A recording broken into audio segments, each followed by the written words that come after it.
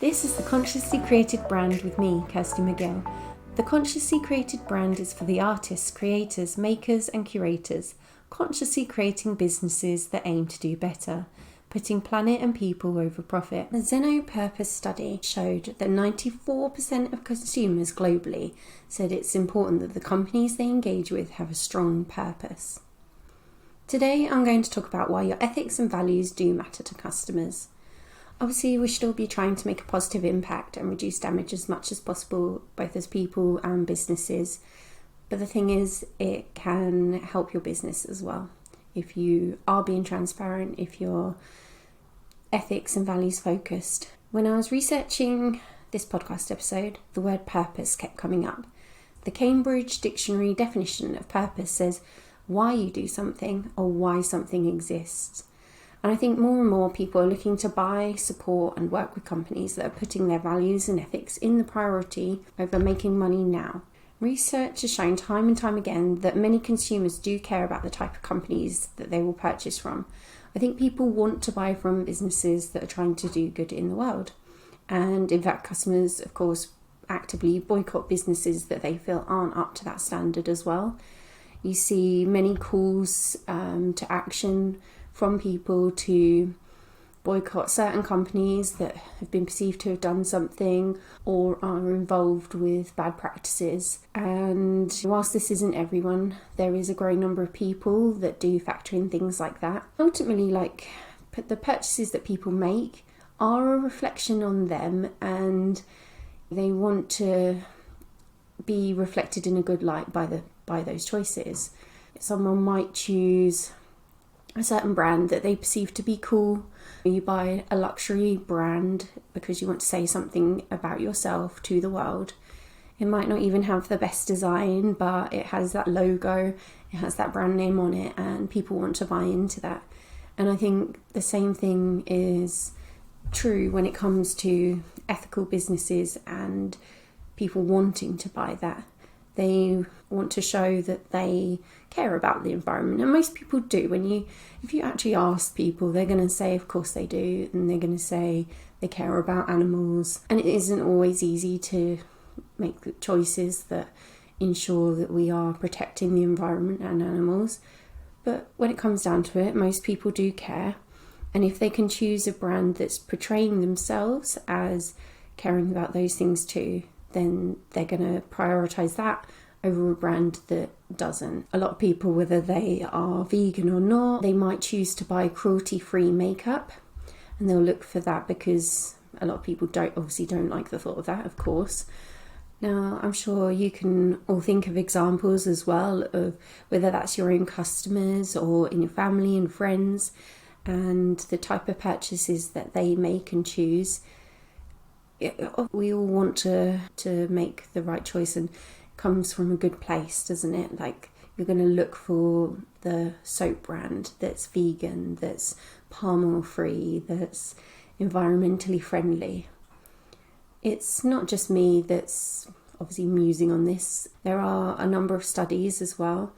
In 2020, Zeno did a study all about purpose, and some of the study findings showed that people were 4 times more likely to purchase from the company that had a strong purpose, and 4.5 times more likely to champion the company and recommend it to friends and family, as well as the 94% of consumers globally saying it is important that the companies they engage with having a strong purpose.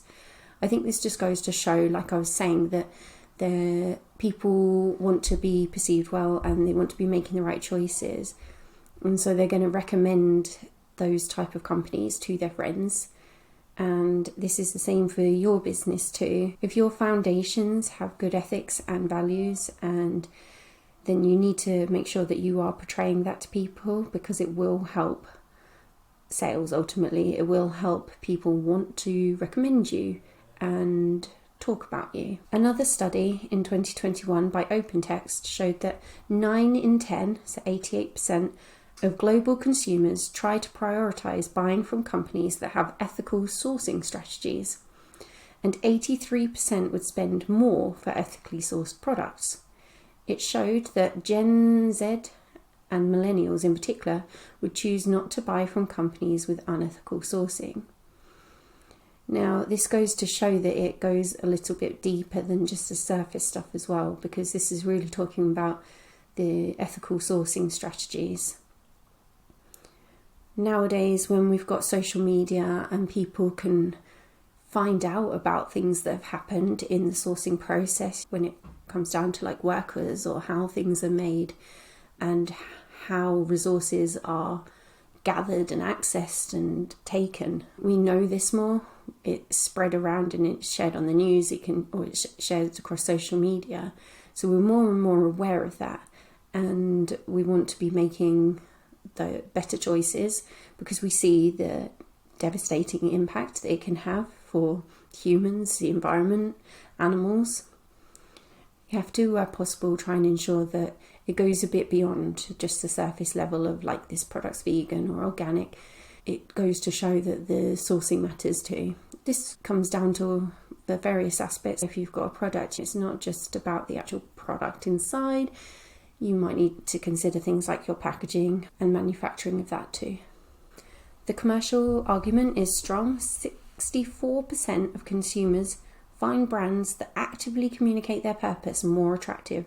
And that's from a 2018 Accenture Strategy, who conducted the 14th annual Global Consumer Pulse Research.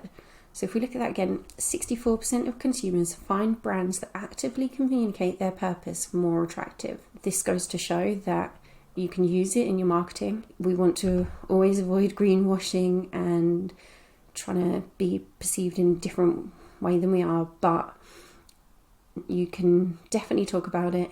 You should be putting it on your website, putting it front and centre in your marketing, in your social media. You should be talking about it on your packaging because it is going to appeal to people. That literally shows it. I think for most people, they wouldn't be put off by the fact you're talking about the various ethics and values. Like I briefly mentioned, it's not enough to just focus on the product itself.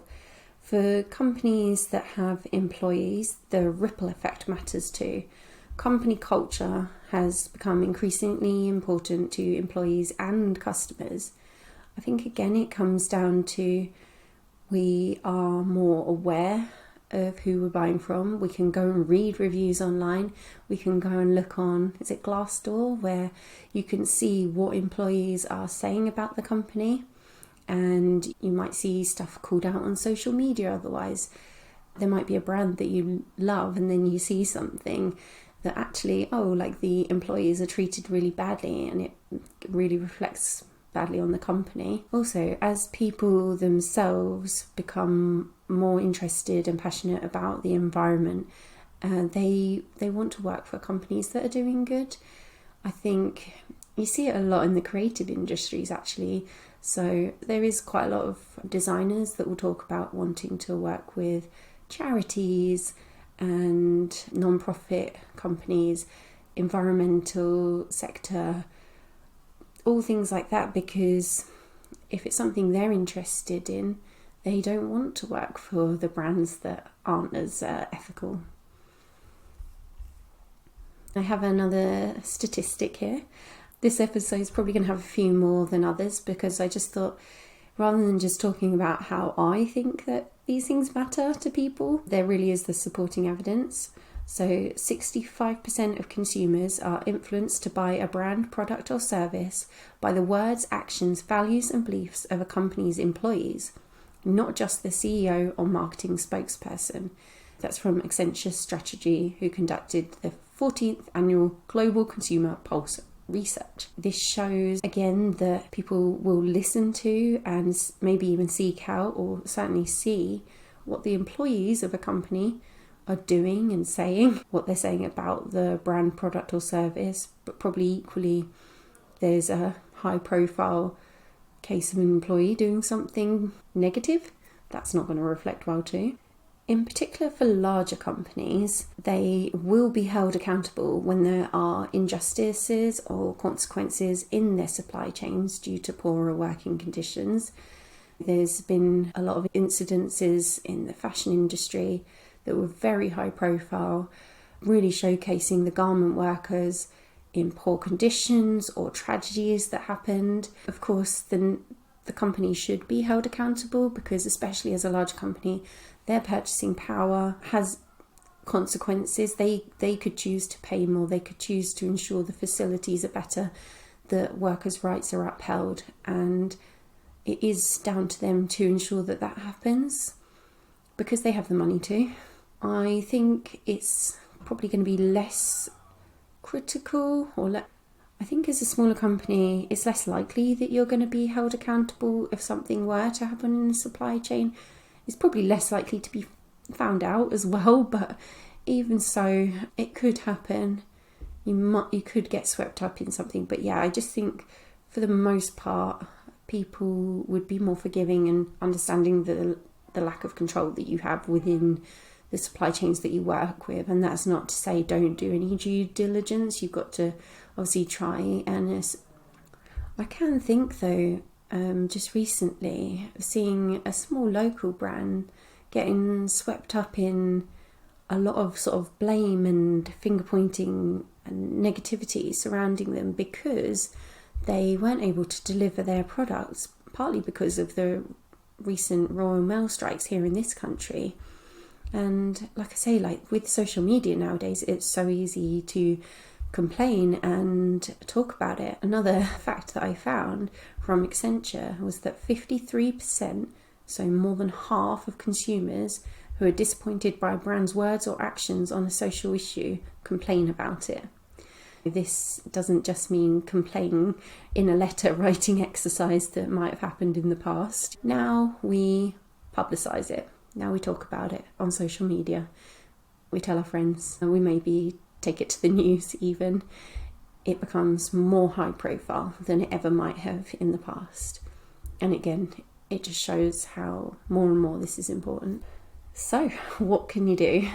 For most of you listening, you will have a strong purpose already built in on your own ethics and values for your business. And if we're thinking purely commercially, you need to know and understand what issues your target customers care about to ensure that you can address it. I'm not saying the company would, but if you focused on, say, using organic cotton, but then send it out in unrecyclable plastic mailer, and your customers don't like the use of plastic, which is quite likely, then you might get some negativity. You probably will get some complaints, and it will also just cause a bit of a disconnect. So obviously you need to consider things like that and try and, going ahead in this year, look at aspects that could have an issue for you and try to come up with a better solution if you can. Now, I think the things that you must do are be transparent as much as you can be. Make sure you use the positive messaging within your marketing to help your customers make a purchasing decision, because like the statistics showed, they will be looking at things like that and it will affect their choices. Whatever stage of business you are at, you can look at ways to build this in and make small steps. It's always good at various points to stop and reflect, and of course January is the perfect time for that. You can look at making one more small step this month, this quarter, or even this year, and you can map out a pathway to making your business more sustainable. And it doesn't have to be all at once.